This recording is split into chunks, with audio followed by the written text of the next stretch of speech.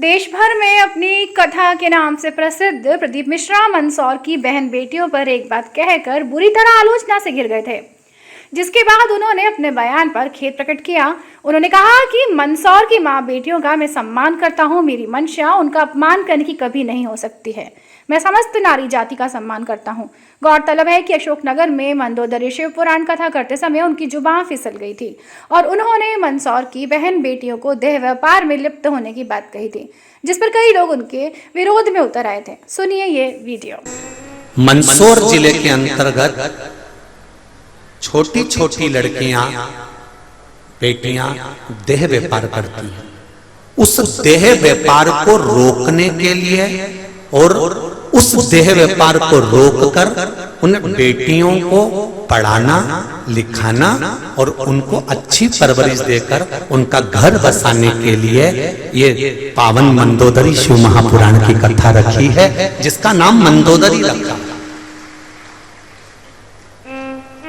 वो मंदोदरी माता के नाम से, एक सती के नाम से, एक शिव भक्त मंदोदरी के नाम से कम उस क्षेत्र की बेटियां सुधर सके, उस क्षेत्र की बेटियां व्यापार के देह का व्यापार छोड़ सके और अपने जीवन को धन्य बनाएं और अपने इस अनमोल जीवन को पहचाने की कितनी मुश्किल से ये मनुष्य की देह मिलती है। से पावन मंदोदरी शिव महापुराण कथा को श्रवण कर अपने जीवन को धन्य बनाएंगे। जब तक आरती ना हो तब तक कोई उठना नहीं, सब बैठे रहना, क्योंकि पूर्ण कथा का आनंद लेकर ही आप लोग जाइएगा। मंदसौर के टैक्सी स्टैंड वालों को मैं बहुत बहुत धन्यवाद देना चाहूंगा। मंदसौर में टैक्सी स्टैंड के जितने टैक्सी चलाने वाले हैं, उन्होंने मंदसौर की कथा में आने वाले भक्तों को स्टेशन आदि से ले जाने के लिए निःशुल्क व्यवस्था रखी है। एक बार मंदसौर वासियों के बहुत बहुत धन्यवाद। मंदसौर के लिए टैक्सी चलाने वालों को मैं नमन करता हूँ, साधुवाद देता हूँ और बहुत प्रार्थना करता हूँ कि आप जीवन में बहुत उन्नति करें।